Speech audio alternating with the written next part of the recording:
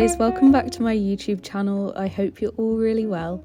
So as you can tell from the title of this video, we are going to be covering everything that I would do if I was starting a micro bakery in 2024. As I know, there are many of you all over the world who have either started your micro bakery journeys or you're about to start your micro bakery journey, and you might need a few pointers from somebody who has been doing it almost 4 years now.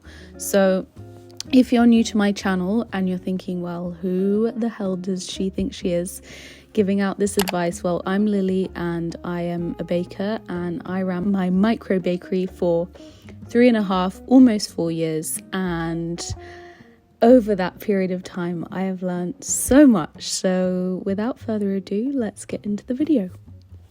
So my first tip, if I was starting a micro bakery in 2024, would be to hire an assistant baker.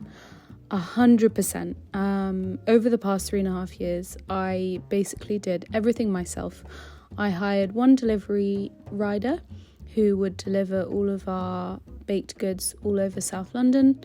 That was about 2 years into my business, and that made a massive difference in terms of my workload, because previously I was baking, I was doing YouTube, all my social media, I was delivering as well, all of that stuff. So hiring an assistant baker would be absolutely amazing, because it means that you're able to produce double the load of baked goods.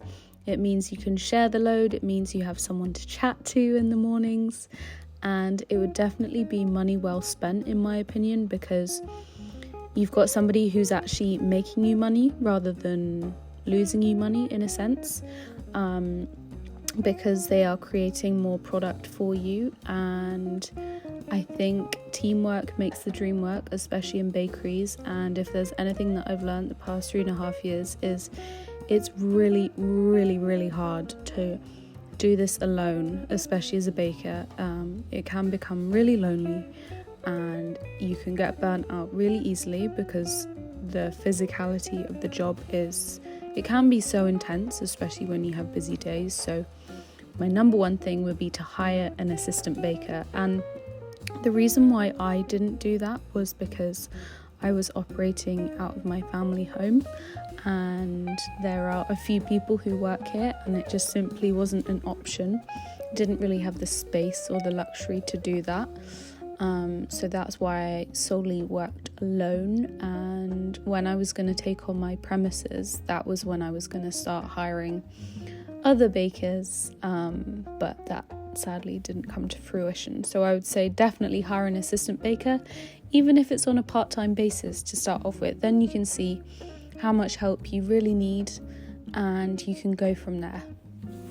So the second thing that I would do would be to scrap local deliveries on our delivery bike to customers, and I would really focus on this business model, which would be focusing on wholesale clients, so delivering to local restaurants, local cafes, local businesses who need your freshly baked goods, as well as focusing on farmers markets, and potentially further along down the line hosting workshops like baking workshops, bread making workshops, pastry workshops, whatever your speciality is.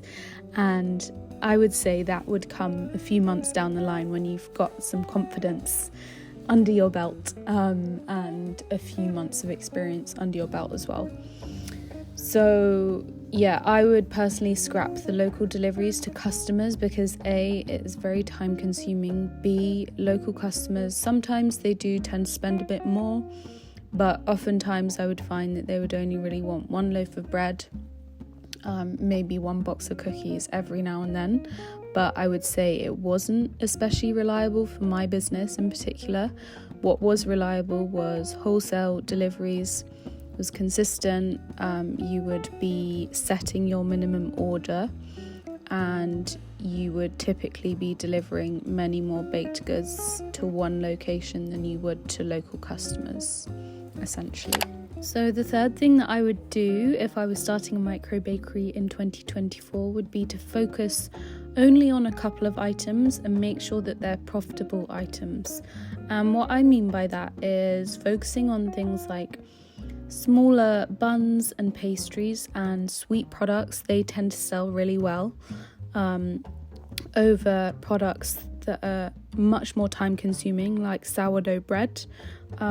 So I would really focus on profitable items, producing larger quantities of those, and maybe offering a smaller amount of bread, as it is not nearly as profitable as sweeter items. Go and train with other bakers, so go and find your local bakery and you can either send them a message on Instagram or email them, get in touch with them somehow, or even pop in person and see if they're open to take stagiaires. So that's just a French fancy word for work experience. And just see if they're open for you to do like a couple hours work, and you can help them out in whatever capacity they need. Just go in there with an open mind, and every single time that I've been, it's been absolutely amazing, and I've had the best time just learning so many skills from other really passionate bakers, and just seeing how their business operates as well, and how you can shortcut things in your own micro bakery. And yeah, it's also a lot cheaper than taking a bakery course. And then the final thing that I would consider if I was starting a micro bakery in 2024 would be to really consider what your end goal is. So is this a lifestyle business for you? Is this a weekend side hustle? Or is this a stepping stone towards your future goal of opening your own premises on like a high street or a busier street? Is this just a stepping stone to grow your business to that next level? Because whatever your end goal is, it will really tailor how you approach your business. Because if it is a weekend side hustle, then it will probably be a little bit more manageable, and you could do some prep on like a Friday evening or on Saturday, and then you could trade on Sundays, and that would be a nice weekend business. But then obviously if it's a full-time thing, then you would have to put systems in place and really focus on your market presence in the local area. So trading at farmers markets, making sure that customers know that you exist, and also working on your wholesale clients, so increasing the number of local businesses that you work with, and then potentially considering hosting workshops further along down the line, as that is a really great earner and it's low labor intensive, which is always very important when you work as a baker. So I hope you guys found this video really useful. Leave me a comment down below. Let me know if you want to see more of this style of content where I kind of share tips and tricks of my micro bakery experience, and if you want me to share any more like baking skills and tips and tricks, that sort of thing.